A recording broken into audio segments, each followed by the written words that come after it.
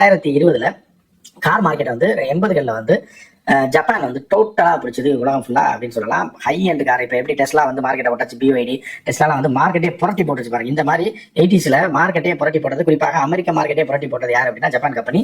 ஒரு கம்பெனி கிடையாது, ஒரு பக்கம் ஹோண்டா, இன்னொரு பக்கம் டொயோட்டா. இதெல்லாம் டொயோட்டா ஹோண்டா கார் வச்சிருக்கவன் தான் பெரிய ஆள் அப்படின்னு சொல்லி 80sல இருந்தது. 70s எண்டு 80sல எல்லாம் பாத்தீங்கன்னா அது மாதிரி இருக்கு. அது மாதிரி அமெரிக்க கம்பெனியான டாட்ஜ் காலி ஆயிடுச்சு, 70sல காலி ஆயிடுச்சு, 68 70ல. ஆனா டாட்ஜ் எல்லாம் லாரி மாதிரி இருக்கும், பழைய டாட்ஜ் எல்லாம் எடுத்து பாத்தீங்கன்னா. அதே மாதிரி ஜிஎம் மோட்டார் ஒழிஞ்சு போச்சு. ஃபோர்டு தன்னை கட்டி தாக்கு பிடிச்சிட்டு இருந்தது, இப்போ வரைக்கும் 10 வருஷத்துக்கு முன்னாடி வரைக்கும். ஃபோர்டும் இப்போ காலி. அப்போ அமெரிக்கன் கார் மார்க்கெட்டே உடஞ்சு போயிடுச்சு. அதே மாதிரி செவர்லே அப்படின்வாங்க அந்த கம்பெனி. செவர்லாம் உலகப்பட்டது, டாட்ஜ் உலகப்பட்டது, ஜெனரல் மோட்டார்ஸ் உலகப்பட்டது, ஃபோர்டு உலகப்பட்டது. இதெல்லாம் வந்து 50-100 ஆண்டுகளாக இருந்ததை டோட்டலாக அந்த மார்க்கெட்டை உடச்சிச்சு. ஜப்பான் ஒட்டாச்சு நொறுக்கி. அமெரிக்கர்கள் என்ன கட்டுப்பாடு வித்தாலும், அமெரிக்க அரசு வித்தாலும், ஹோண்டா, டொயோட்டா, மிட்சுபிஷி போன்ற ஜப்பான் கம்பெனி தொடர்ந்து உள்ள பூந்து அடிச்சு எல்லாத்தையும். சுசுகி, அதே மாதிரி பைக்ல காவாசாக்கி, இவங்க நல்லா உள்ள பூந்து அடிச்சு 2 wheeler market, 4 wheeler market, America market ஒட்டாச்சு. ஒன்றும் இல்லாமல் எல்லா கம்பெனியும் மூட வச்சிட்டாங்க அப்படின்ற மாதிரியான ஒரு நிலைமை போச்சு. ஃபோர்டு மட்டும் தாக்கு பிடிச்சு. இப்போ ஃபோர்டு இந்தியாவில ஃபோர்டு காலி. சரி, ஃபோர்டு காரை ஒன்று வாங்குறதுல ஃபோர்டு மேனுஃபேக்சரிங் நிறுத்தினாங்க. ஸோ இந்த அளவு தாக்கல் நடந்து அமெரிக்கா கீழே போகிறேன்னா ட்ரம்ப் வந்து ஏற்கனவே சொல்லியிருந்தா என்னன்னா, அமெரிக்கா மீண்டும் ஒரு தயாரிப்பு நாடாக மாற்றுவோம். ஏன்னா அங்கே தயாரிப்பு பொருட்கள் எல்லாம் விலை வந்து அதிக சம்பளம் கொடுக்கறதுனால அதோட குவாலிட்டியா இருந்தா கூட விலை உயர்ந்ததா இருக்கு. அதுக்கு தகுந்த மாதிரி மாடல் இல்லை, தரம் இல்லை அப்படின்றனால ஒழிஞ்சு போயிடுச்சு. இப்போ இதை புரட்டி போடுறது தான் டெஸ்லா வந்ததுன்னு உங்களுக்கு எல்லாம் தெரியும். டெஸ்லா 2020 கிளம்புறாப்ல எலான் மஸ்க். பயங்கரமான ஹிட் ஆகுது, பேட்டரி காரு பயங்கர ஹிட் ஆகுது. கிட்டத்தட்ட 350-400 கிலோமீட்டர் வரைக்கும் சார்ஜ் போட்டா, ஆனால் 8 மணி நேரம் சார்ஜ் பண்ணுன்ற மாதிரியான ஒரு சூழல்.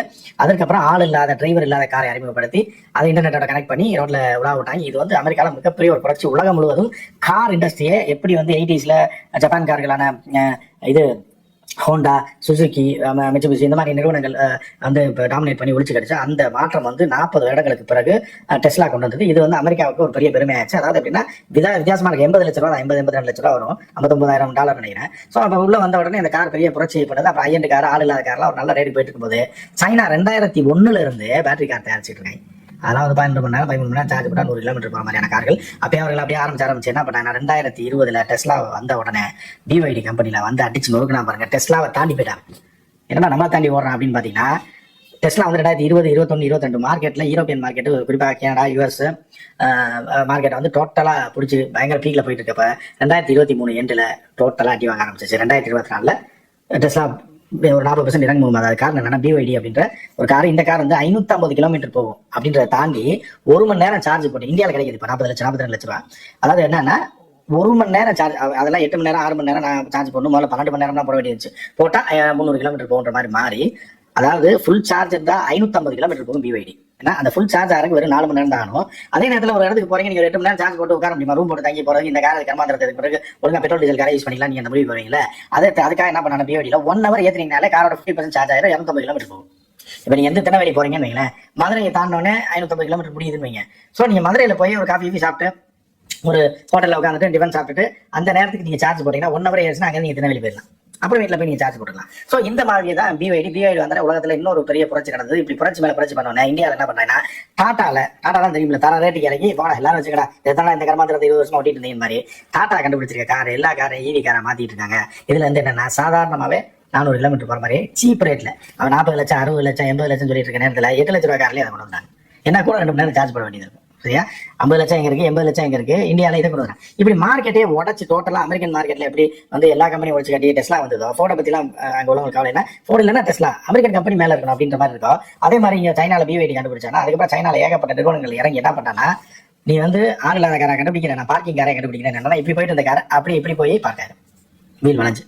அப்புறம் ரிமோட்ல ஓப்பன் பண்றேன், என்னென்னமோ. அதாவது 3 மாசத்துக்கு ஒரு அப்டேட் போட்டுட்டே இருக்கேன். என்ன போட்டுட்டு இருந்தோன்னே என்னன்னா, கார் மார்க்கெட்ல பெட்ரோல் டீசல் கார் சைனால ஒளிஞ்சே போச்சு அப்படின்னு சொல்லலாம். அமெரிக்கால கொஞ்சம் ஒளிஞ்சிட்டு இருக்கு. அது எப்படின்னா, இப்போ ஒரு எனார்மஸான ஒரு அதிபயங்கரமான புரட்சின்னு சொல்லலாம். நீ மாற்றம் அப்படின்னா 4 வருஷம் 5 வருஷம் 10 வருஷம் மாற்றம் கிடையாது. ஒரே வருஷத்துல எல்லாமே மாறிடுன்ற மாதிரி எலக்ட்ரிக் காரை குவிய ஆரம்பிச்சிச்சு. இந்திய அரசும் 10 வருஷத்துக்கு மேல பழைய காரை யூஸ் பண்ணலாம்னு ஒரு சட்டத்தை போட்டு விட்டாங்க. 15 வருஷம்னா 15 வருஷம் தான். அதுக்கு மேலே இந்த காரை வந்து ரினியூவலே பண்ண முடியாதுன்னு ஒரு சட்டத்தை ஏற்கனவே போட்டாங்க. அது மக்களுக்கு தெரியாது. எனவே நீங்க செகண்ட் ஹேண்ட் காரை விற்க போனீங்க, ஏற்கனவே 5 வருஷம் 7 வருஷம் யூஸ் பண்ண கார் மீதி 7 வருஷம் தான் பயன்படுத்த முடியும் அப்படின்றத தாண்டி, இது எதுக்கு கர்மாந்திரத்தை போய் 6 லட்சத்துக்கு வாங்கணும், கூட 3 லட்சம் போட்டா எலக்ட்ரிக் காரை வாங்கிடலாமேன்ற நிலைமைக்கு வந்ததுனால என்ன ஆச்சுன்னா, இப்போதைக்கு நீங்க 24, 23, 22 கார் வாங்கணும் எல்லாமே போங்கடா. இன்னும் ஒரு வருஷத்துல ஏதோ தன்னை கட்டி யார்ட்டையாவது போட்டு தள்ளி விட்டீங்கன்னா நீங்க ஒரு பாதி காசு சம்பாதிச்சிடலாம்.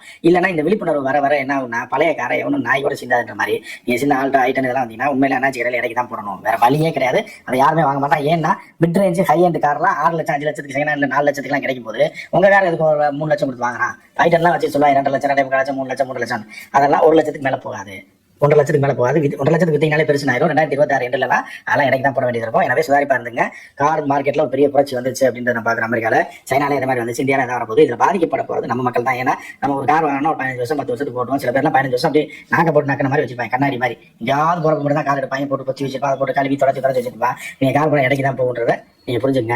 உலகத்துல எதுவுமே நிரந்தரம் கிடையாது, எது வேணாலும் எப்ப வேணாலும் நடக்கலாம் அப்படின்ற மாதிரி கார் மார்க்கெட்ல ஒரு புரட்சி வந்ததுனால நம்ம கார் போக போகுது. எனவே விற்கிற அளவுக்கு தள்ளி விட்டுருங்க அப்படின்றத 2026 மேல நீங்க டீசல் பெட்ரோல் கார்கள் இருக்குல்ல, எதுவுமே பெருசா வேலை போகாது. உங்களுக்கு மிகப்பெருத்த நஷ்டம். நீங்க கட்டினா டியூ காசு கூட நம்ம அதெல்லாம் வந்து ஒரு 5 வருஷம் கட்டினா டியூ முடிஞ்சிச்சுன்னா அந்த வண்டியை பாதி விலைக்கு வித்தாங்கன்னா அந்த 3 லட்சம் 4 லட்சம் மிச்சமாகும். நமக்கு அதை பேஸ் பண்ணி இன்னொரு கார் வாங்குவோம். இனிமே அது இல்லாத டியூ கட்டி முடிக்கிறதுக்கு முன்னாடி உங்க காரோட வேல்யூ அதை விட தர ரேட்டுக்கு போயிடும். ஏன்னா பல பேர் காரை சீஸ் பண்ணிடுவான், பேங்க் காரன்னு ஒழிஞ்சு போயிடுவான். பேங்க்லயும் பல பிரச்சனை இருக்கு. ரெண்டாவது இன்னைக்கெல்லாம் பாத்தீங்கன்னா டாப் ரேஞ்ச் காரெல்லாம் இப்ப நீங்க விளம்பரம் பார்த்துருப்பீங்க. 9 லட்சம் ரூபாய்க்கு நான் 20 லட்சம் ரூபாய் காரை விற்கிறேன். இப்போ நீங்க பாத்தீங்க அப்படின்னா ஸ்கோடால ஹயாக்கோ ஒரு வண்டி, அதெல்லாம் பார்த்தீங்கன்னா ஸ்கோடா வந்து அவ்வளோ எல்லா காரும் 10 லட்சம் 20 லட்சத்துலேருந்து ஆரம்பிப்போம். அவ்வளோ குவாலிட்டியாக இருக்கும், அவ்வளோ அழகாக இருக்கும் வண்டி, எல்லாம் இருக்கும். அவர்களே இப்போ 9 லட்ச ரூபாய் கார் இன்ட்ரடியூஸ் பண்ணியிருக்காங்க. கொயாக்கோ ஒன்று, கியாக்கோ அப்படின்னு இது ஒரு மாடல். பார்த்தீங்கன்னா இந்த அளவுக்கு புது கம்பெனியில் ஸ்டாக் இருக்கிற காரை இறக்குறாங்க போது உங்கள் செகண்ட் ஹேண்ட் கார்லாம் நிலைமை என்ன ஆகுறது?